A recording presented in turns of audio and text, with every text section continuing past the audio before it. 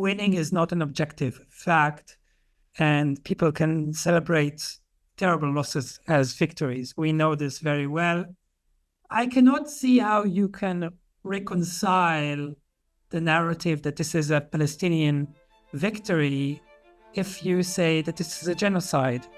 And I think there's a good reason to say that this is a genocide, and there is no victory in genocide. Genocide is a new word combining the Greek word genos meaning race or group, with the root of the Latin sidere meaning to kill. Became interested in genocide because it happened so many times. Power is all against one. Violence is the opposite. The extreme is one against all. This is Not to Forgive, but to Understand, a podcast series discussing genocide studies with experts and those connected to its critical questions. I am Luis Gonzalez Aponte, co-host with Saba Karim. And what we're about is really to try to understand why evil happens, why there are perpetrations in genocidal scenarios and scenarios of mass atrocity. Not to forgive, but to understand. Forgive, but to understand. Not to forgive, but to understand. Yair Wallach is the chair of the Center for Jewish Studies at the School of Oriental and African Studies at the University of London, as well as a scholar and a historian. His recent article, The Peace Paradox, The Political Calculations That Allowed the Gaza Ceasefire Could Yet Be Its Undoing, is available now on the New Statesman. The following conversation will discuss the January 2025 ceasefire agreement between Israeli and Gazan officials. While it has allowed for humanitarian aid into Gaza and a temporary pause in direct hostilities, significant tensions persist. Notably, Israeli military operations in Jenin in the West Bank have caused displacement, casualties, and criticism of the ceasefire's integrity. To what extent were the aims of war achieved by Hamas and Israel? Okay, let's start with Hamas. And that's an open question. What exactly was the aim?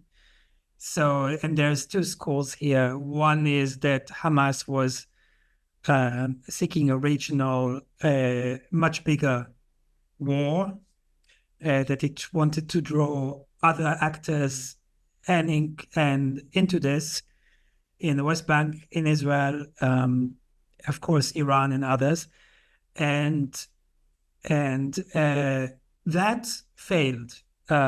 First, it has to be said. I mean, of course, there were Israel was attacked by the Houthis in Yemen and by Lebanon, by Hezbollah, but it wasn't much more than something that a war of attrition, rather than something that amounted to the kind of apocalyptic scenario that, if you read the Hamas statement from the 7th of October, it suggests that it wanted an all-out war, and that didn't happen.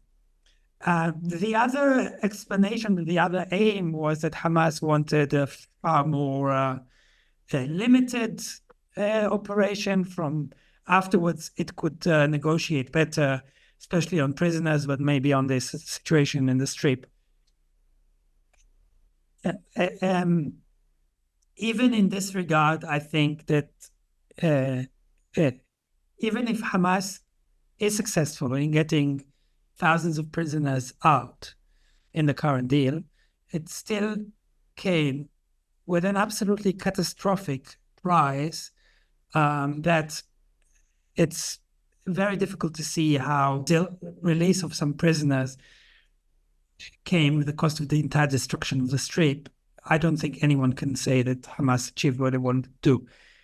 It did survive as a political actor, as a military guerrilla movement. It has survived. So in that sense, this can be seen as an achievement.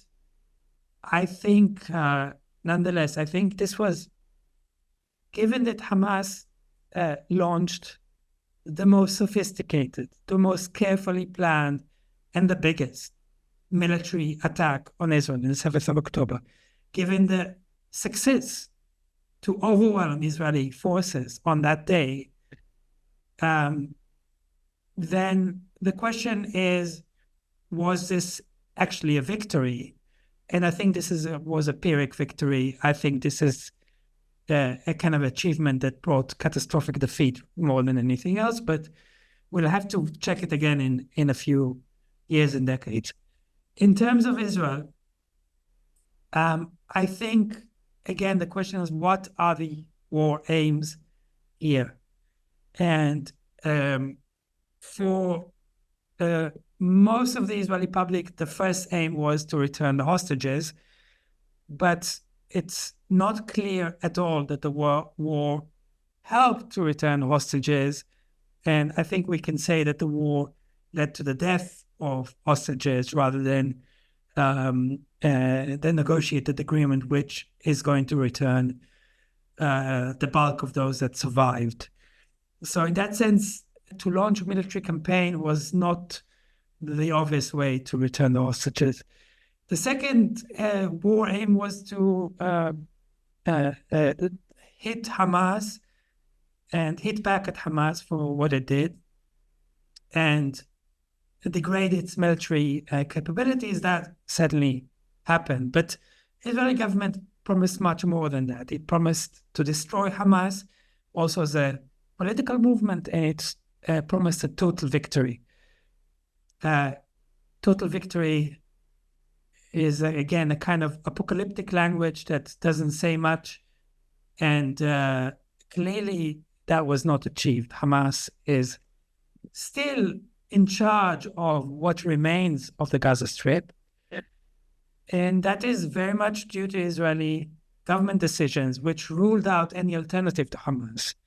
So in a way, while they said that they want to destroy Hamas, they allowed no other alternative, and they created the conditions for Hamas to survive. So from an Israeli perspective, generally, this does not look like a very successful campaign. The only way that it was successful is if you read the campaign as a campaign designed towards the destruction of Gaza and to create a condition for a complete depopulation of Gaza, ethnic cleansing, and to create the conditions for what the right wing called the decision plan or decisive plan, which it basically is a plan for mass ethnic cleansing of Palestinians and destruction of political existence between the river and the sea. If that is the aim, and that was certainly the aim of the right wing, then the war seems like a significant step towards achievement of that goal. And that's the risk here. So my question then, we also hear different accounts across the media of, either side celebrating this ceasefire, and there are conflicting accounts, of course. So people speak about winning the war. Can we say that there is a winner? And if so, is the win genuine? I mean, these are subjective questions to an extent. Winning is not an objective fact, and people can celebrate terrible losses as victories. We know this very well. I cannot see how you can reconcile the narrative that this is a Palestinian victory if you say that this is a genocide. And I think there's a good reason to say that this is a genocide, and there is no victory in genocide. So there's an inherent tension. And it is the fact that Hamas actually does not talk about genocide. It's avoided that language because it still wants to pretend it won. Well, I think the vast majority of Palestinians in Gaza think otherwise. Even though that we will find Palestinians elsewhere who are celebrating it as a win, but not the people who had to pay for this alleged victory. In terms of Israel, we do not find really anyone in Israel celebrating it as a victory so far. So the general, I think, response is that either that the victory has not arrived yet, and that's what the right wing is promising, or that the government has failed, and that's what the opposition is arguing.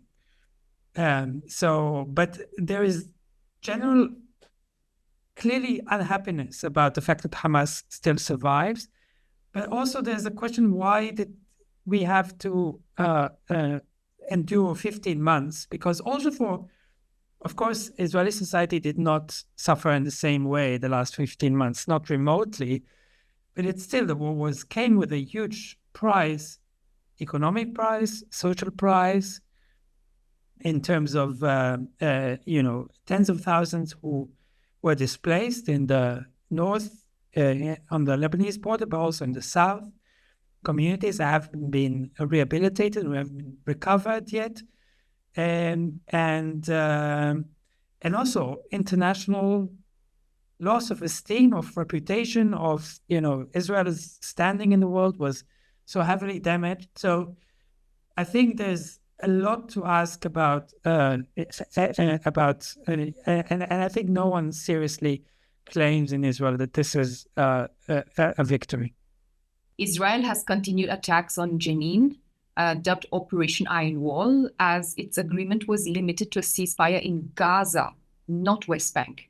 So in parts of West Bank in the last few days, IDF soldiers have threatened people to, I quote, leave their houses or else, unquote. So it hasn't ended, has it?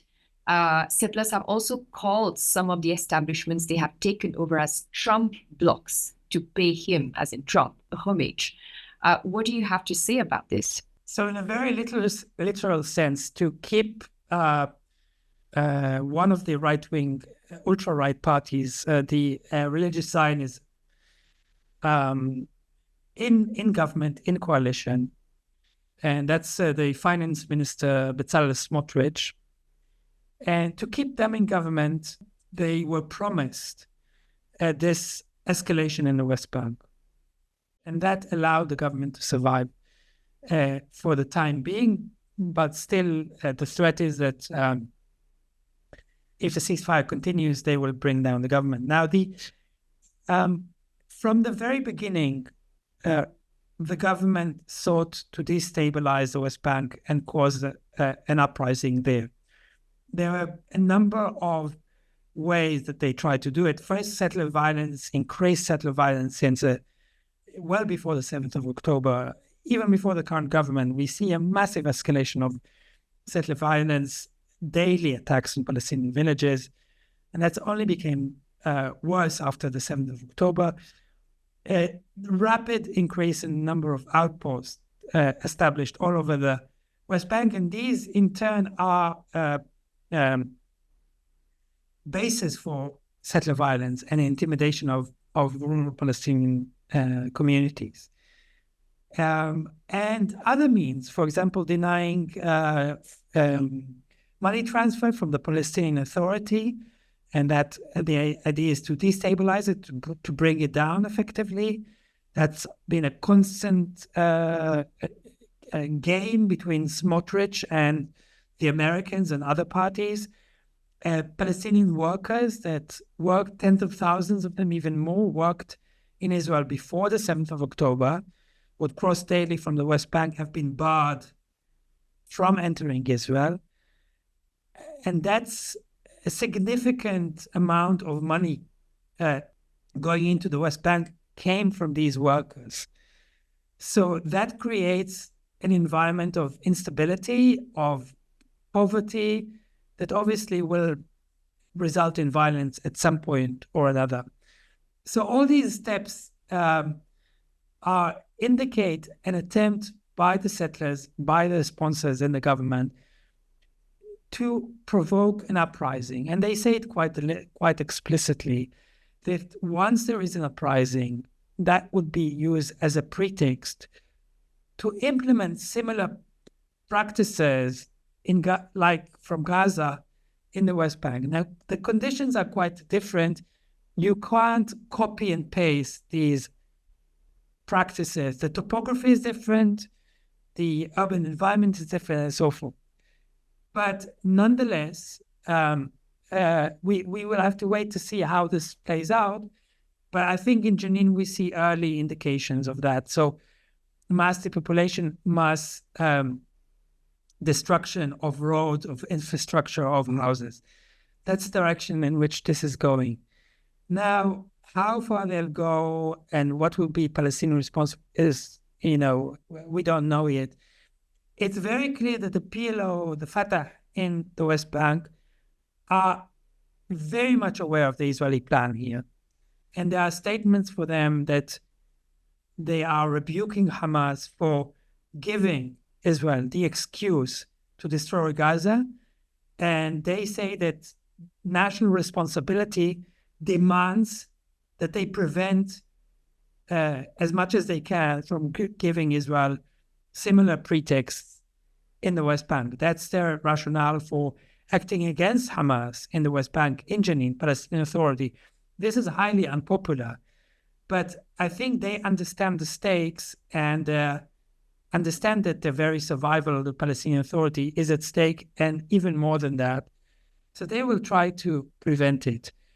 I think over the medium term, if the ceasefire survive, I think their ability to do these kind of things will be diminished, and they're aware of it. So they're acting quickly to prevent the ceasefire from taking hold. Hamas had agreed to the same terms that we have now back in May 2024, but this didn't go through. What changed this time? The main thing that changed is, in my view, and the view of most analysts, almost all analysts and commentators in Israel, think that it's the Trump intervention. And specifically, it's Trump's emissary to the region, which applied undiplomatic pressure on Netanyahu and made it very clear that he has to find flexibility to make this agreement happen. And Netanyahu agreed to things that he ruled out completely in May. So that is the first thing, that Netanyahu repeatedly found excuses why this deal couldn't happen. He repeatedly went back and added additional demands. So that is the main reason why this now is going ahead, and it didn't before. At the same time, I think Hamas were more desperate for ceasefire now, so they did show some flexibility on some technical details, but still, I think this is not a considerably different agreement than the one in May. So in that sense, they haven't given anything fundamental, which a demand that this ceasefire would pledge the end of the war, not immediately, but in stages, and that they received. So Israel would have to find a way out of this if they don't want to abide by it. As you also mentioned, Donald Trump, the 47th president of the United States of America, is being given credit for the ceasefire. But many commentators also say that the ceasefire is a mere hiatus, that it will not really solve the problem, that Hamas will come back stronger than ever, and Netanyahu's plans for the future are also arbitrarily couched. I understand this to be a leading question, but is this an opinion you share as well? I don't know yet. I mean, I think it's hard to know at this point, and it depends on two factors. First is the question of how committed the Trump administration is to this framework. And we hear that at least for now it is. So it will not allow it to collapse in a month or 5 weeks.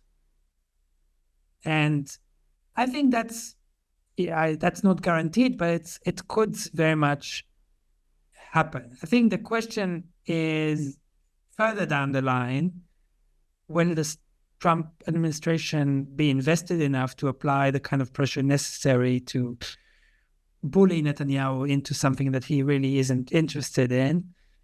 And on that, I'm really skeptical myself. I think that there's a very good chance that Trump will very soon lose patience and interest in this and will move to other things, especially if the kind of fascist agenda that is being implemented in the U.S.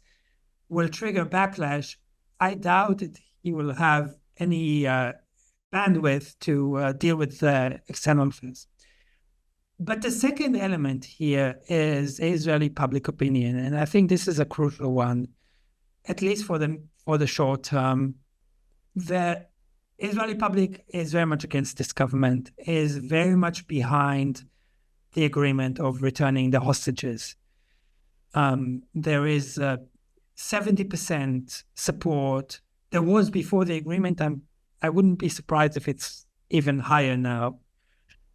And the number of people against this agreement is I think, in the 25% and so forth. So there's overwhelming support for this. The question is, can this support be translated into preventing the government from derailing the ceasefire? And I think that's the big question, because the government will try to derail the ceasefire. The Israeli public can prevent it from doing it by going out to the street, by basically bringing the country to a halt. And not only the majority support the agreement, but I would say that the elites, or much of the upper middle class, much of the institutional elite of Israel supports it. If they are willing to throw their weight behind it, even in the price of confrontation with the government, I think they would be able to at least force the government to go ahead and continue to the second stage.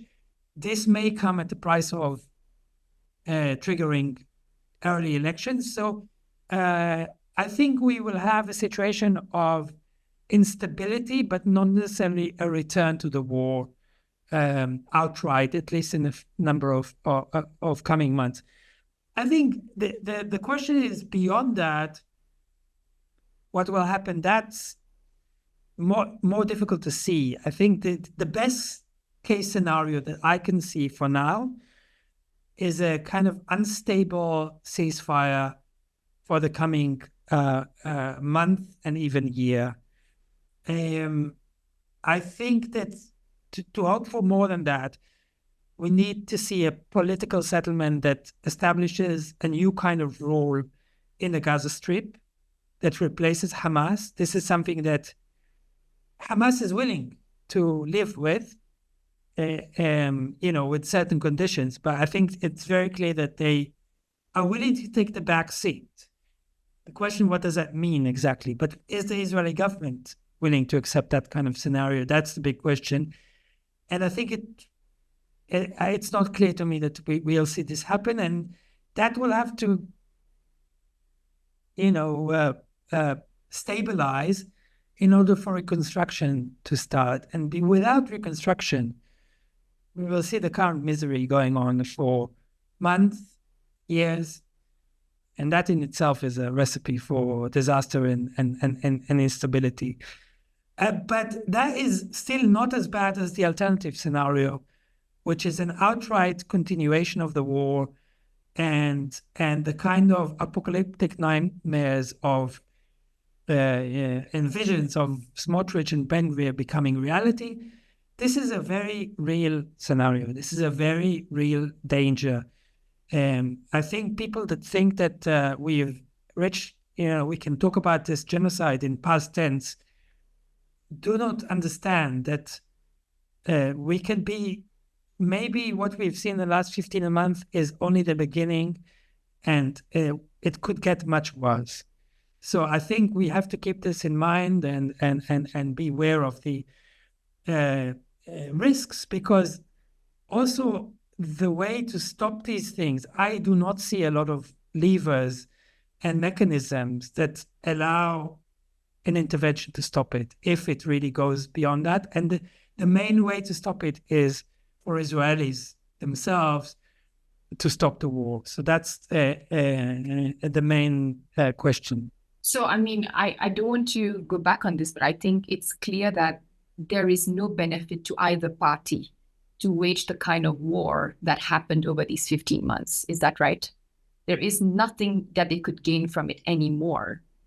Again, for the 25% of Israelis, 30% of Israelis that want to establish the second Israeli Republic, the Kahanist Republic of following the Rabbi Meir Kahana, and the idea of a theocratic, supremacist state in which very few Palestinians would remain, For them, this is the war is a gift.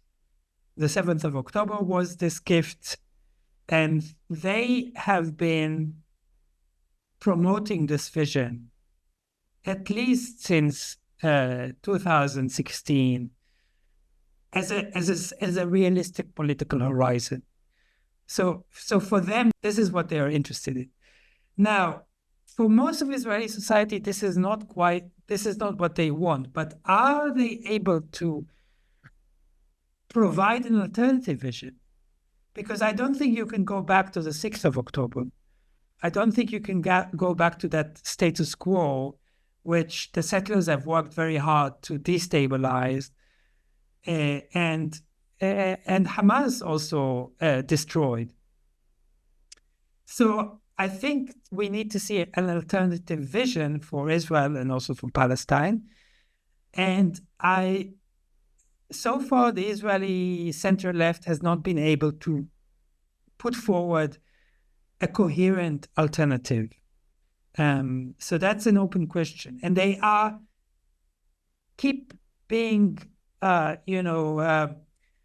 dragged by the right wing to play to their flute. So that's a real question for me in the coming months and years. Are they able to put forward an alternative vision? Because without this, the ascending vision, the Zionist vision of a Jewish state and not democratic state between the river and the sea, that's going to triumph. Let's talk about the Palestinian Islamic Jihad movement, which is allied with Hamas. What is their role and how different are they in what they're doing from Hamas and their political goals? So historically, they've been a vanguardist group, unlike Hamas, which has a wide social base. So they were much more focused on the military action, and by proving their credentials through military action and not by creating this network of welfare and education, which is the Hamas way. Otherwise, I don't think there's a huge difference in terms of ideology, but they're just much smaller group, and they've been also under the aegis of Hamas. It was very clear that they are, obeying the kind of Hamas overall plan and diktat.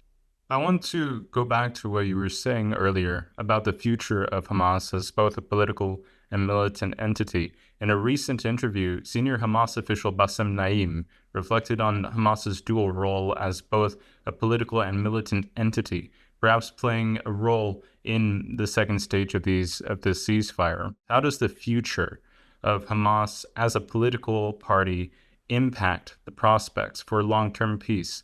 And what challenges does this duality pose for ceasefire agreements and governance in Gaza? So I think I cannot see how Hamas in its current incarnation can rehabilitate itself and become, a diplomatic partner, even as on the back seat, and I think their vision was the kind of Hezbollah model, that they are not leading the government, but are a significant enough party to destabilize or dictate terms, and still be involved in the Palestinian political system.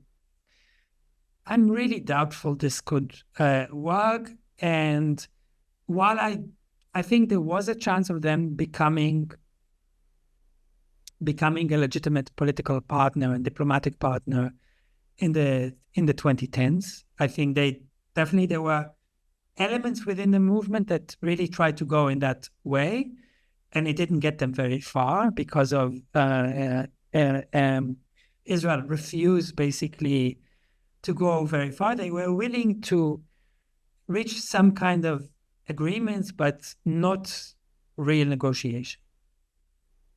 And that's partly why this faction within the movement that wanted military escalation won. But the scale of the 7th of October was so huge that Israel and Israelis, it would take generations for them to be able to, I think, to be willing to sit down with Hamas. Now, you can say the same about Palestinians. Why would Palestinians sit with the Israeli government after this horrible destruction of Gaza? And I don't think, I would agree, but there's a relations of power here, which are very clear. So Israel is the powerful side and therefore has much more choice about who it negotiates with and who it doesn't. The Palestinians have much less choice, just as a reality of things. Staying on that subject of post-October 7th Israeli-Gazan relations, the Olmert-Kidwa peace plan, developed by former Israeli Prime Minister Ehud Olmert and former Palestinian Authority Foreign Minister Nasser al-Kidwa, proposes a framework to resolve the Gaza conflict. Their plan suggests creating a neutral governing entity in Gaza, independent from existing factions, but linked to the Palestinian Authority, as well as adhering to the 1967 borders, with mutual agreed land swaps, of course. Notably, it also envisions placing Jerusalem's Old City under an international trusteeship involving both Israeli and Palestinian representation, along with other states. Given the historical and political sensitivities tied to these proposals, like you have just mentioned, what are your thoughts on the feasibility of such a plan, and does it effectively address the complex challenges that need to be overcome for sustainable peace? I think if we zoom out, because all these details are complicated, but if we zoom out, and we can see that the last 15 months, in many ways, put the two-state solution, and this is a kind of, one version of it, but there are not huge differences, I think, in the kind of the realistic versions that we heard. On the one hand, the last 15 months put it back on the table, and not just because it demonstrated the urgency to various powers. You can't ignore it because it will destabilize the entire region. But also, you look at the leverage on Israel. You look at the international legal interventions, which will have wide implications. The ICC and the ICJ, these all rely on a two-state logic. They're based on the idea that the West Bank and Gaza are occupied and they have to become a Palestinian state. And that translates to a series of steps that are taken against Israeli settlements and so forth. And this will have a cascading effect even during the Trump administration. So on the one hand, we see the potential here, and we see that this framework can actually create pressure on Israel, and that's the only framework that is discussed internationally. So what other alternatives we have? But the other side of it is, do we see seriously a political scenario that leads us to that two-state solution? And my answer is no, still. I do not, and that's a conclusion I came to in 2007. Some people came to much earlier, some later.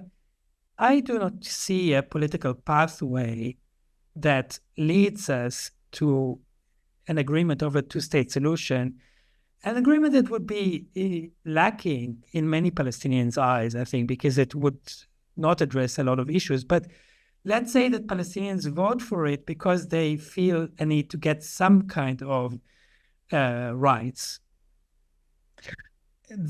Even that agreement would demand huge pressure on Israel diplomatically, and there's not going to be such pressure in the next 4 years. I think that's really incredibly unrealistic to think that Trump would actually put the kind of necessary pressure for Israel to agree to something that looks like a viable Palestinian state. So, and if we talk about 2029 as, again, the starting point, there's no reason to think that the Palestinian Authority will still be there in 2029. And now it's lasted much more than any of us thought. I mean, this was an interim administration for 5 years. It lasted 30 years, but all things must end at some point. So what happens when this collapses? And I think there's a very good chance that this collapses in the next 4 years. And what happens with Mahmoud Abbas is no longer the president. And do we see any kind of ability to translate the dynamics in towards some kind of agreement and so forth? I really don't know. I mean, I'm very skeptical that this is possible. But it should be said that it's not like there is an alternative. I mean, people talk about the one-state solution, but that doesn't have basis in international law, and there is no political faction in Palestine, in Israel, that advocates for a one-state framework of any kind. No serious political faction, I would say. So it's a complete pie in the sky at this point. I'm not saying it's impossible, but first we need to see somebody actually putting it on the table and getting people behind this. Because the Palestinian, even Hamas, when it's asked what does it want, it's kind of begrudgingly talks about a Palestinian state in the West Bank and Gaza. So we are still in that kind of wasteland of political solutions and frameworks. You talk about the leverage that other states can put on Israel, or a global kind of tension or pressure that is put on Israel for this. President Trump's Middle East envoy, Steve Witkoff, recently or was announced to enter Gaza as part of an inspection team. Witkoff has described the role of the inspection team as ensuring the ceasefire progress is into its second phase. What is your assessment of such an endeavor, and is it a sound political gesture, or is it a demonstration of a politically provocative action on part of the Trump administration? And if you can, talk about if any third-party actors like the U.S. or Qatar have any effect on the outcomes in these three stages. So I think Witkoff's signals so far are really towards Israeli government. That's how I read it. And he's, it looks like he's willing to apply leverage and threats where the Biden administration was unwilling. And that's the impression so far. So it looks like he's committed, at least in the next few months. In terms of Qatar and Egypt, I think they have a lot of interest for this to survive. But also I think Hamas has an interest for this to survive. I think that Hamas will bite its tongue, whatever happens in the West Bank, unless the Al-Aqsa is destroyed and the Jewish temple is built or something. But in terms of the Jenin operation, all these things, I think Hamas is going to, as much as it can, tolerate Israeli provocations because it has an interest for this to continue rather than collapse. So I think that there is a good reason to think that this does not collapse in the next month or two, even though the Israeli government will try to make it collapse in various ways and instruments. And that's my impression. Again, midterm, I think this is what is needed to overcome by Witkoff, by various other players, is so significant that only a political change within Israel could maybe get us there, and even this is, so we'll have to just see. I mean, I'm not ruling it out. I think I think we could see a political change in Israel. I think it's possible, and we do see public opinion change after traumas like the 7th of October. So it's not impossible, but it would require a lot. people speak about the fact that America had a lot of leverage in this negotiation, this ceasefire, because of its involvement in the war since the very beginning in terms of the provision of arms and all of that. Is it true that we wouldn't be where we are if it had not been for U.S. diplomacy, U.S. negotiation power, and everything else? Absolutely. Absolutely. I mean, there's no doubt about it that this has been an unbelievable. I'm not sure even if to call it failure. I'm not sure if the people involved look at it and say we failed. I think maybe they even like what they see, some of them. It's very difficult to explain it otherwise. I think that we can speculate what if, but we know what happened. And we know that the Biden administration applied very, very limited pressure. And, they stopped the sending of some bombs at some point. That was it. They, especially in the early stages, they were in the room where decisions were made. They provided various advice. And the Israeli government was very much in shock and wasn't functioning really in many ways. They could lay down the rules at this point, and they could give a time frame at this point, and they could organize a UN Security Council resolution.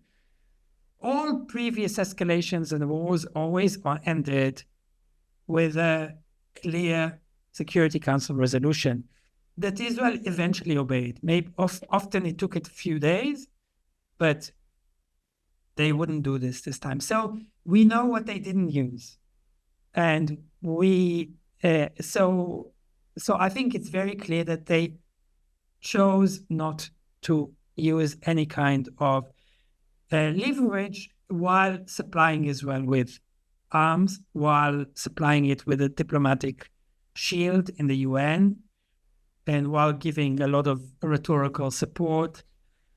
So it's very clearly that they are full parties to what happened. Now, I think it's true that from some point they preferred a ceasefire, but it wasn't important for them to actually pursue it, and it wasn't important to pay a political price. And the longer they waited, that meant a higher political price because we got closer and closer to the elections. But again, I remember Blinken met with the Israeli cabinet and military officials in December, and they talked about 3 more months of fighting. And he told them, you don't have 3 more months. So, and that was the assumption in Israeli commentariat, Israeli generals, that the U.S. will stop it by January. They will say, enough. And when the U.S. did not say that, it's very difficult to get, to stop. I mean, there's if you see Israeli brawls, there's a dynamic of, 2 people fighting, and they usually shout, at least one of them shouts, hold me back. So before I kind of kick his ass.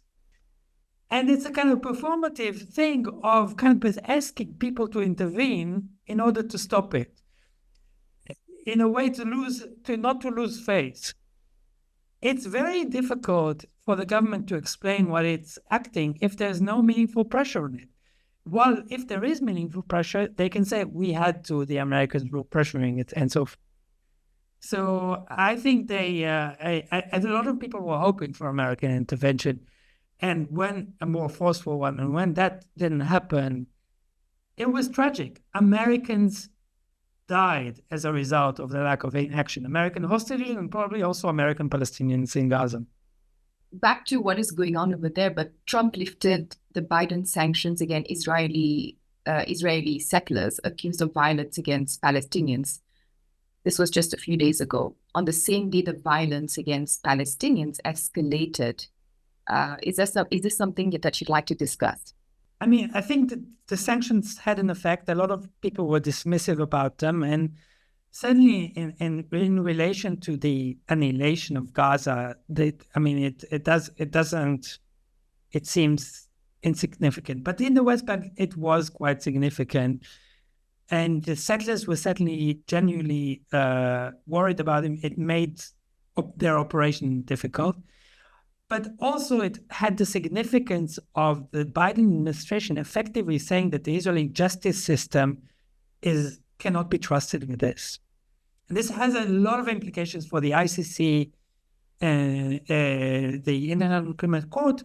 International Criminal Court intervenes because it says the Israeli justice system is not dealing adequately with war crimes.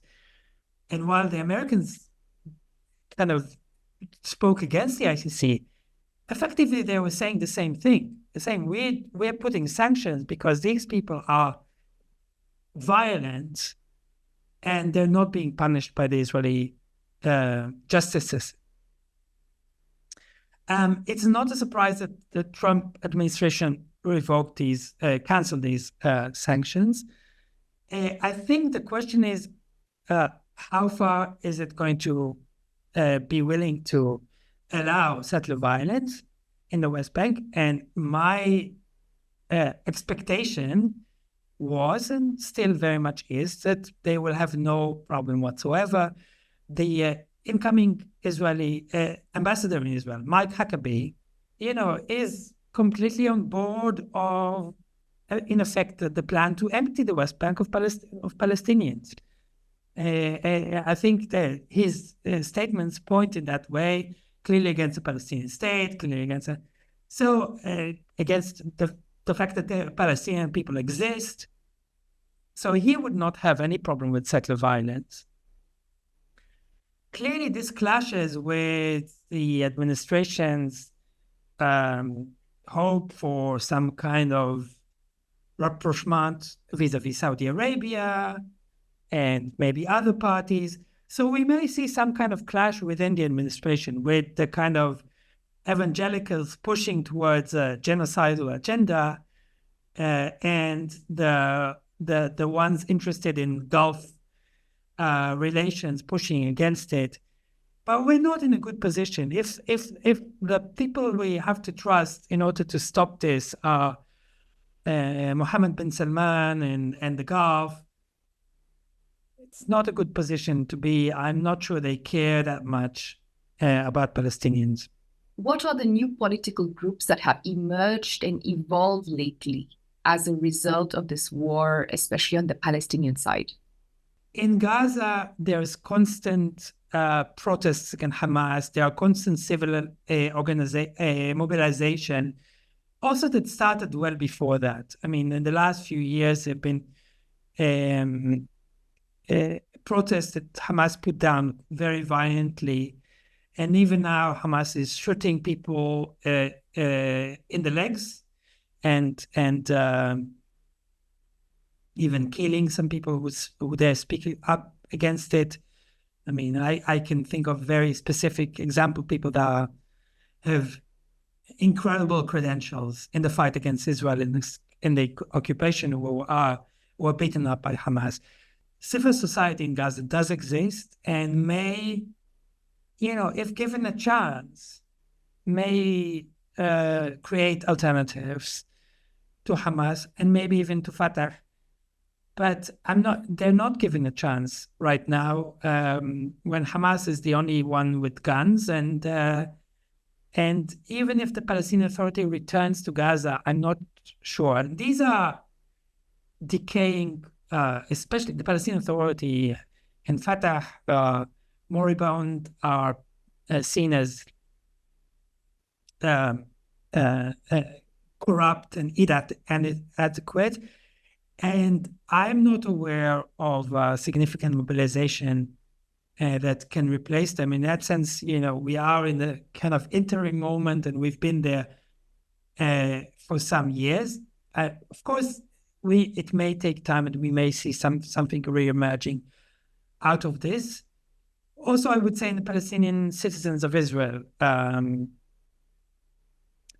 we haven't seen new forces re-emerge, and there's this sense of a great fear among Palestinian citizens of Israel, which face a real clampdown and campaign against them. Legislation and arrests and freedom of speech is taken away almost completely. People get arrested for Facebook posts and stuff. So where we do see a lot of activities, Palestinian diaspora, especially in the West, and very clearly important. But I don't think that can be a leading factor. I think the Palestinian politics have to take the lead from inside Palestine, historic Palestine at least, either from 1948 Palestinians or those in the occupied territories.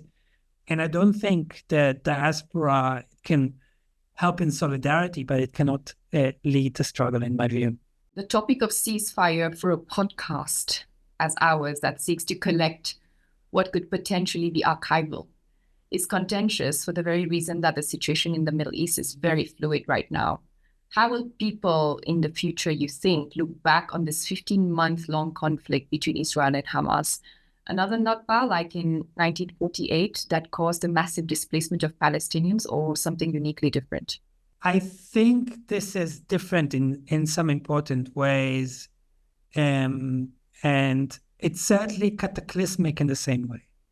So if Palestinian identity, experience, society were all shaped by 48 in such profound ways, I think what's going on would probably be similar. The main difference is here that it's concentrated very heavily on Gaza. So they bear the brunt, and the West Bank, although it's we see in clampdown and escalation and so forth, doesn't resemble the kind of stuff we see in Gaza and also Palestinian citizens of Israel. So in 1948, most Palestinians were affected directly, became refugees, lost their homes and couldn't go back to their properties, were prevented from returning. Here, on the one hand, it's far more contained, the devastation, but the scale of the violence is far fiercer. So I think 1948 cannot be called a genocide. It was ethnic cleansing, to use a kind of the term from the 1990s onwards. But what's happened in the last 15 months, I know that it will be remembered as a genocide. It certainly compares to others. And the only way that it will not be remembered as a genocide is if it will be dwarfed by other things. And that's a real possibility. I mean, we may be seeing quite various kinds of catastrophes in the years coming ahead, that as a result, maybe Gaza would be forgotten. And that's a terrible scenario. I hope I'm not.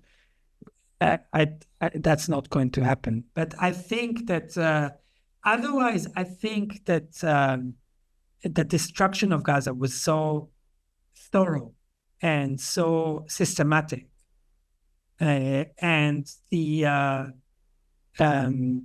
scale of carnage was so huge and so indiscriminate that I don't see a reason to how you could argue this is not a genocide while the Rohingya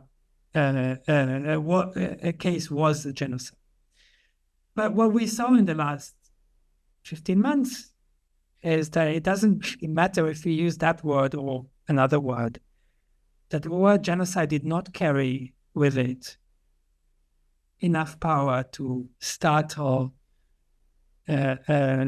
people and governments into action. So, I'm not sure it matters that much if it's a genocide or crimes against humanity or something else. But I mean, like, even back, just sorry to go back on this, but I mean, just on the use of terms, we know that, as you rightly said, it was ineffectual for us to be spending so much time discussing about the technicalities of whether there was a genocide in the end. We all recognize, well, many of us recognize the fact that what was happening was the crime of crimes. That was enough for us to recognize it as outrightly egregious. Now, the only reason I wanted to make this comment here is because the word ethnic cleansing we recognize today was used as a euphemism back in the former Yugoslavia war. And the term ethnic cleansing was actually, well, yes, so it was used as a euphemism, but maybe we never referred to the Nakba in 1948 as a genocide simply because the term was very new, the term genocide was very new, and it had not gained the popular currency that it has today. And I think when we look back in history, we find that there are many instances of genocide. Yeah, I think, I mean, and I think that's kind of goes into the question of what, what's the difference between, or is genocide can be seen as a kind of one implementation of ethnic cleansing, and say if the desired outcome is to clean the territory from undesirable, and you can do it either through actual destruction or just by expelling. I think, though, if you look at the scale of killing, in 1948, we are talking about, I think the estimates are between 12,000 and 18,000 on a body of population that is 1.3 million. While here in Gaza, we're talking about numbers and percentage is much, much, much higher. So in that sense, I think just in that sense, I think we probably, that is a major difference. But in terms of destruction, and here we see a case of a society is destroyed by destroying the habitat, is destroying the infrastructure, etc. In the case of 1948, Palestinian environment was destroyed, but mostly after Palestinian left or were expelled. So in that sense, I think it's, I think what's happening now is far more fierce. And in a way, the reason that most Palestinians left in 48, those who weren't expelled at that point, was that they absolutely expected to be able to go back. And I think now the expectation did not exist on behalf of Palestinians in Gaza. I think they understood exactly what's happening, and the stakes were much clearer. So it's a question, I think and also I would argue that the intention is much clearer in this case. And in 1948, you have to really struggle hard to find genocidal language. You can find it on the Zionist and Israeli side, but you really have to find, and there are all these arguments around it. I think this time it's all on plain view.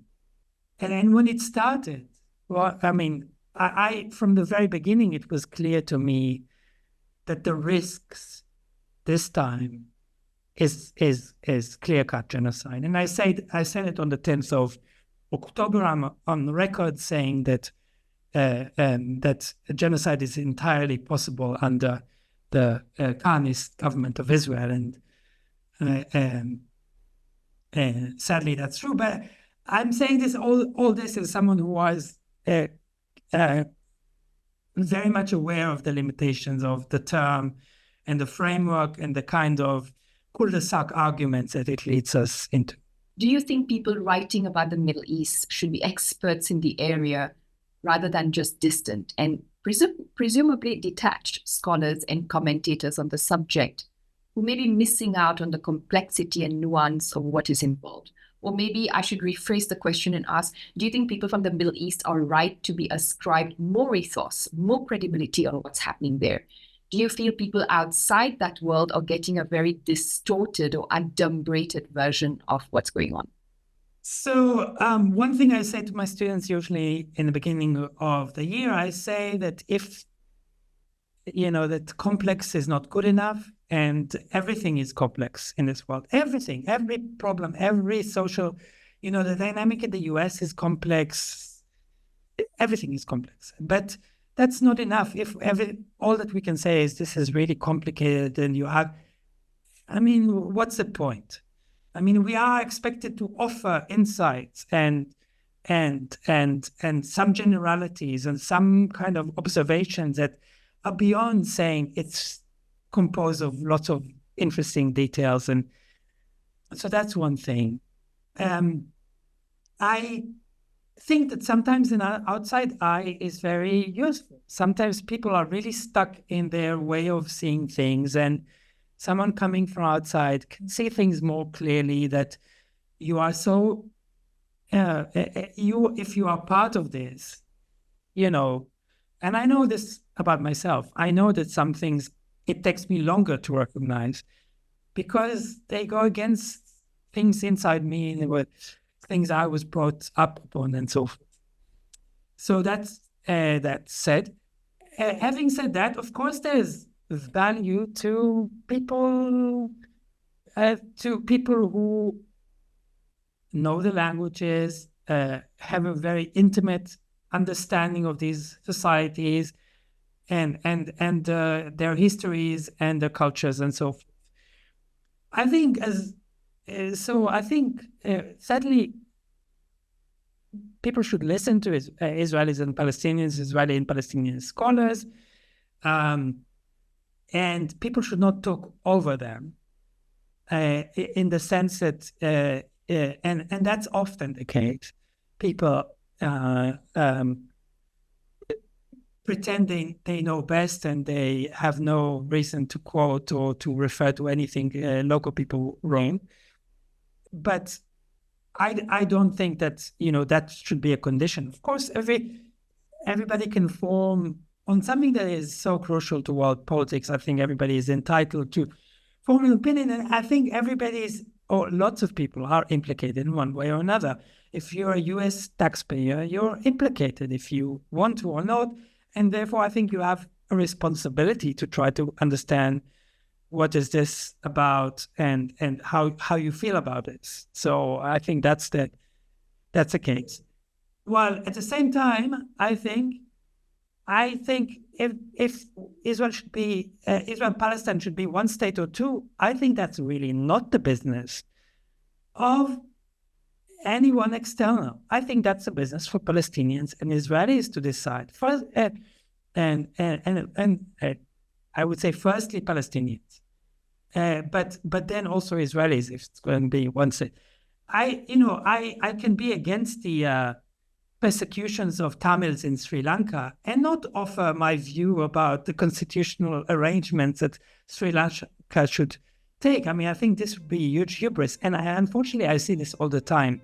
People saying one state, when there is not a single political party in Palestine or Israel which advocates for it, it's really none of your business, in my view. This was Not to Forgive, but to Understand, with our guest, Yair Wallach. To our listeners, don't forget to like, subscribe, and stay tuned for more discussions.